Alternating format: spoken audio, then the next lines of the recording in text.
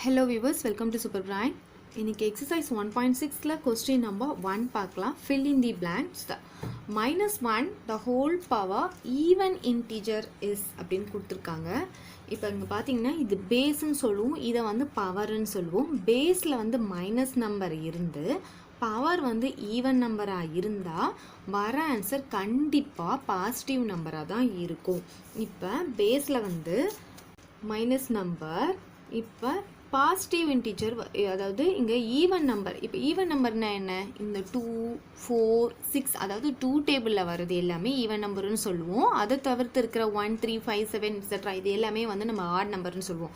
So அந்த மாதிரி 2 டேபிளில் வர நம்பர் எதுவாக இருந்தாலும் அது வந்து பவரில் வந்துச்சுன்னா, அதாவது பேஸ் வந்து மைனஸாக இருக்கும் போது வந்துச்சுன்னா வர ஆன்சர் கண்டிப்பாக பாசிட்டிவில் தான் வரும்.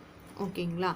இப்போ பவர் வந்து ஆட் நம்பராக இருந்து, இப்போ ஆட் நம்பர் 5ன்னு எடுத்துக்கிறோம், அப்படி இருந்துச்சுன்னா கண்டிப்பாக வர ஆன்சர் நெகட்டிவில் தான் இருக்கும். ஈவன் நம்பராக இருந்தால் பாசிட்டிவில் தான் இருக்கும், ஆட் நம்பராக இருந்தால் நெகட்டிவில் தான் இருக்கும்.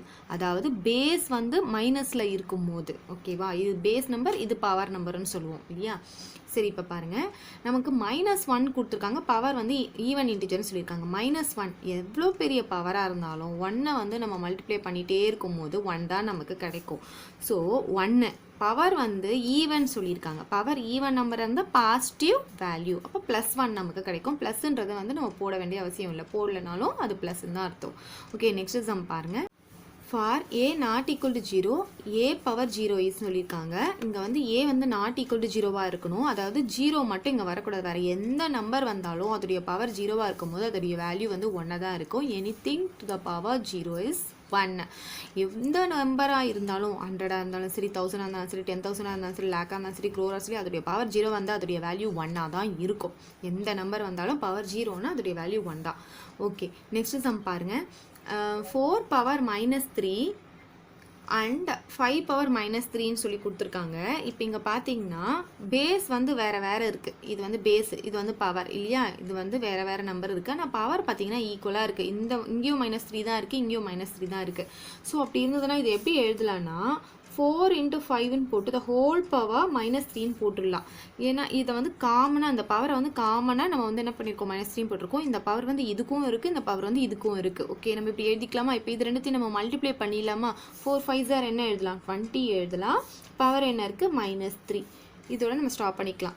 ஓகே, பேக் ஆன்சர் இது கொடுத்ததுனால நான் இதோட ஸ்டாப் பண்ணியிருக்கேன். ஓகே, நெக்ஸ்ட் சம் பாருங்கள். -2 த ஹோல் பவர் -7 சொல்லியிருக்காங்க. நான் ஆல்ரெடி சொன்ன மாதிரி மைனஸ் நம்பர் இருக்குது, அதோடைய பவர் நம்பர் பார்த்தீங்கன்னா அதுவும் மைனஸில் இருக்குது. எப்போவுமே பவர் நம்பர் வந்து மைனஸில் இருந்ததுன்னா இங்கே பேஸில் இருக்க நம்பர் வந்து ரெசிப்ரோக்கல் போட்டு பவரை வந்து பாசிட்டிவ்க்கு சேஞ்ச் பண்ணணும். ஓகேவா? ஃபஸ்ட்டு வந்து பேஸை வந்து ரெசிப்ரோக்கலில் எழுதணும். ரெசிப்ரோக்கல் என்ன? இதை தலைகீழே எழுதுவோம். இப்போ இங்கே நார்மலாக இந்த நம்பருக்கு டிவைட் பை 1 இருக்கிறதா அர்த்தம். ஹோல் நம்பர்னால் அதுக்கு கீழே வந்து 1 இருக்கிறதா அர்த்தம். இப்போ 6 அப்படின்னா 6/1ன்னு அர்த்தம். அதே மாதிரி -2னா -2/1ன்னு அர்த்தம். ஸோ இதோடைய தலைகீழே எழுதணும். ரெசிப்ரோக்கல்னால் தலைகீழே எழுதிட்டு இந்த பவரை பாசிட்டிவ்க்கு சேஞ்ச் பண்ண போகிறோம். தலைகீழே எழுதும் போது என்னாகும்? 1 வந்து மேலே வரும், இந்த 2 வந்து கீழே வரும். இந்த மைனஸ் சைனை நீங்கள் அப்படியே வச்சுக்கோங்க. அப்போ ஹோல் பவர், இந்த மைனஸ் வந்து சேஞ்ச் பண்ணாதீங்க, மைனஸ் அப்படியே வச்சுக்கோங்க. இந்த பவருடைய சைன் மட்டும் இப்போ சேஞ்ச் ஆகும். ஓகேவா? பேஸுக்கு வந்து ரெசிப்ரோக்கல் எழுதிட்டு பவருடைய சைனை சேஞ்ச் பண்ணியிருக்கோம், அவ்வளோதான். சரி, இப்போ இந்த 2/7 வந்து நம்ம எக்ஸ்பேண்ட் பண்ணலாம். இப்போ 1க்கு வந்து எத்தனை தடவை நம்ம 1 போட்டு மல்டிப்ளை பண்ணாலும் அதோடைய வேல்யூ வந்து 1 தான் வரும். இங்கே மைனஸ் இருக்கிறதுனால நான் மைனஸ் போட்டுக்கிறேன். ஏன்னா பவர் வந்து நமக்கு ஆட் நம்பர் வந்திருக்கு. பவர் ஆட் நம்பர் இருந்தால் கண்டிப்பாக வர ஆன்சரும் மைனஸில் தான் வரும். ஓகே, 1 வந்து எத்தனை 7 டைம் போட்டு மல்டிப்ளை பண்ணாலும் நமக்கு 1 தான் வரும். 2 வந்து 7 டைம் போட்டு நம்ம மல்டிப்ளை பண்ணும்போது 128 நமக்கு கிடைக்கும். ஸோ இப்போ இங்கே நம்ம என்ன எழுதலாம்? -1/128 எழுதிக்கலாம். ஓகே, நெக்ஸ்ட் பாருங்கள். -1 divided by 3 the whole power -5ன்னு கொடுத்துருக்காங்க. இப்போ பாருங்கள், -1/3 the whole power -5. பவர் வந்து மைனஸில் இருந்துச்சுன்னா நம்ம வந்து என்ன சொல்லணும்? பேஸோடைய ரெசிப்ரோக்கல் எழுதணும். ஃபஸ்ட்டு ரெசிப்ரோக்கல்னால் என்ன? தலைகீழ் எழுதுவோம். -1/3 உடைய தலைகீழ் என்னது? இது மேலே போகும், இது கீழே வரும் இல்லையா? அப்போ வந்து 3/1ன்னு வரும். 3/1 அர்த்தம் 3ன்னு அர்த்தம் இல்லையா? 3 போட்டுக்கலாம். இங்கே மைனஸ் இருக்கனால மைனஸ், இந்த சைனை நம்ம எதுவுமே பண்ண வேண்டாம், இதை அப்படியே வச்சுக்கலாம். இப்போ இதோடைய ரெசிப்ரோக்கல் எழுதிட்டு இதை பாசிட்டிவ்க்கு கன்வெர்ட் பண்ணுறோம், அவ்வளோதான். அதாவது பவர் மைனஸில் இருந்தால் மட்டும் பேஸ் ரெசிப்ரோக்கல் எழுதிட்டு பாசிட்டிவ்க்கு கன்வெர்ட் பண்ணுறோம்.